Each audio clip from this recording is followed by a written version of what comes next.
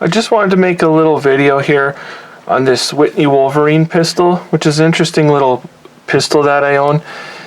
I'm not going to go over the whole history and the lore and all that stuff behind the Whitney and the Wolverine pistol. It was quite innovative for its time, and there's a few videos on YouTube that go through the whole entire history of the Whitney Company and explain the whole pistol. I'm not going to go over that. I'm just going to show my own personal pistol and just some interesting things about the gun.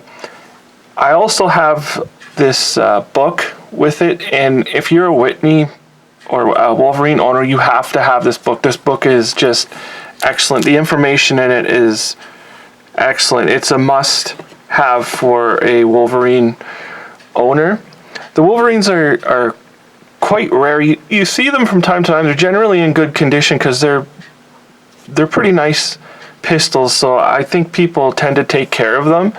But there was only about 13,000 manufactured in their entire history.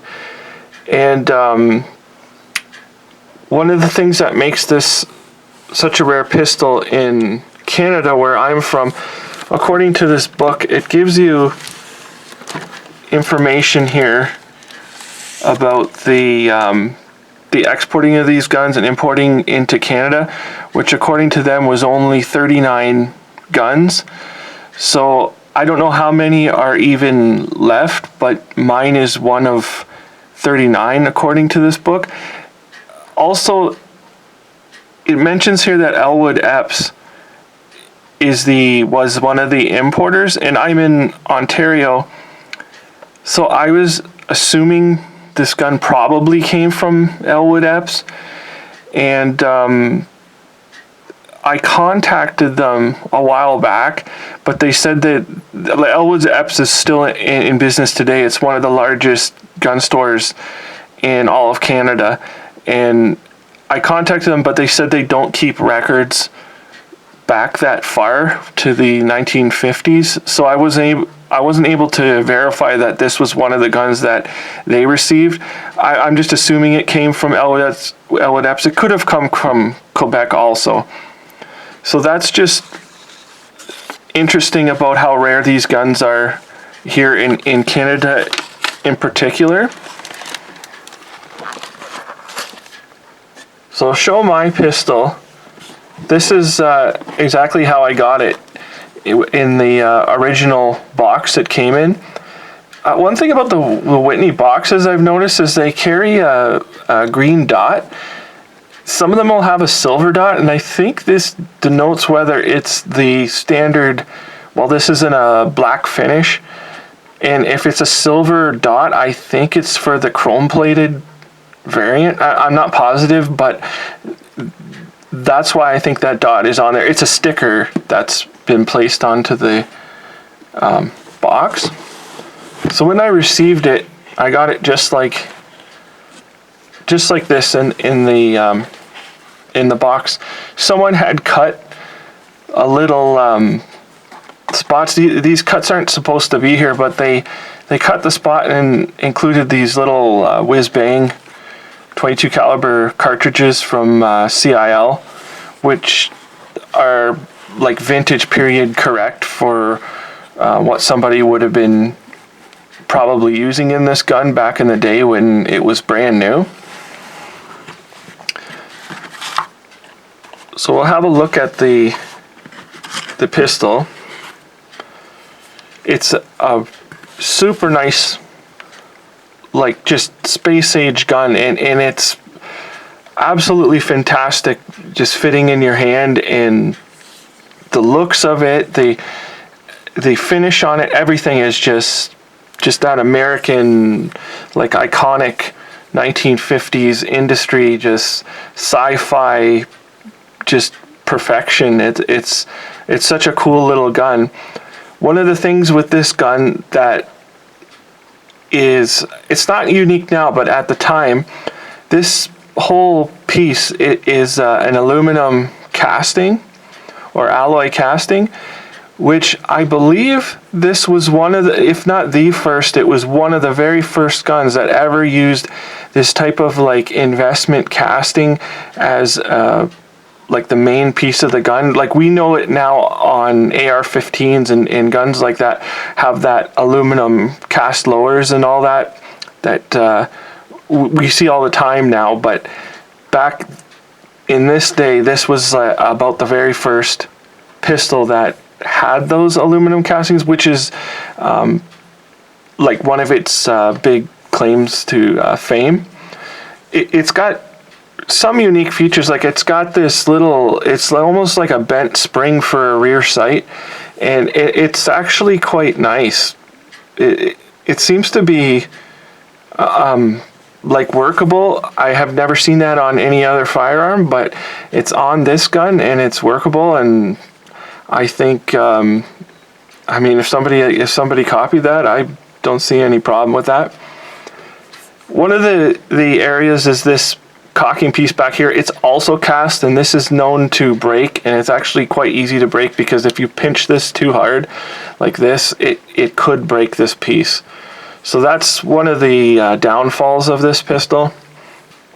It is single action. You just cock it to load it and then fire. The magazine is quite unique too.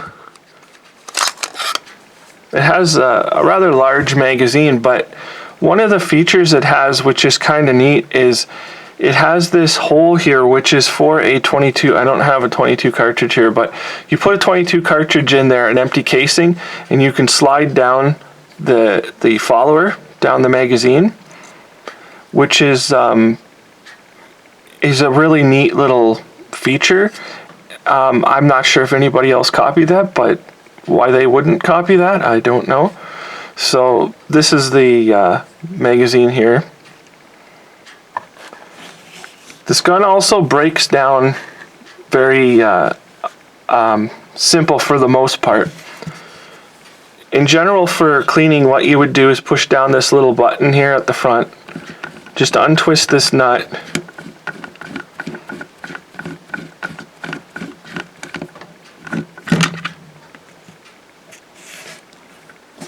And then the whole back of the gun here, you can slide out the whole assembly.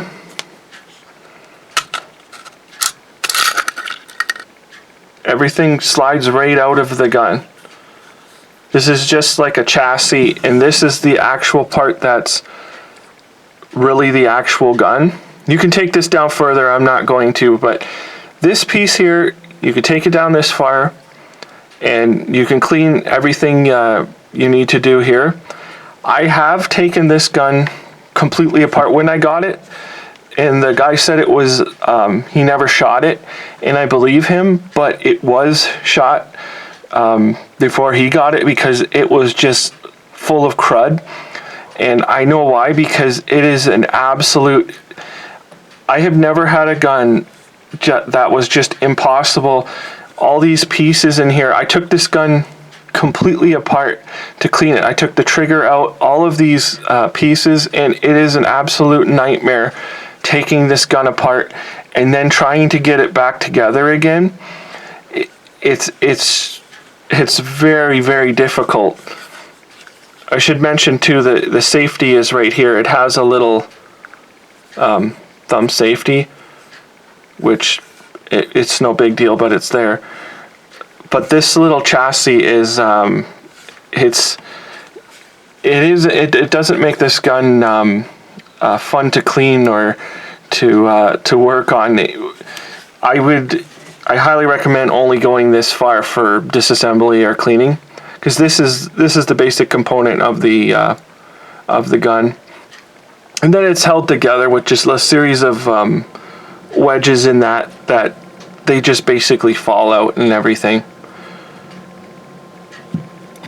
An interesting thing I might mention is the company, the aluminum company, is right here on the bottom of the box, which is quite interesting because this was such an early gun, like it was space age to be using aluminum, at the time period of this gun. So really, I just wanted to talk a little bit about it and show some of the features and also its rarity. In Canada, I haven't seen another one in Canada personally, but I assume they're out there. But according to the book, there's only less than 40 of these in Canada, and it makes it kind of unique and a nice piece to have. If you come across one of these guns, I highly recommend it. But I would also check it out to make sure that none of the aluminum is chipped or cracked or anything like that, because if this frame is broken in any way, then it's because of how hard it is with all these parts and that to put back together. It's almost garbage at that point if it has a crack in it. So make sure you inspect this pistol really good if you ever come across one. So that's pretty much it. I just wanted to show the pistol, and other than that, thank you for watching.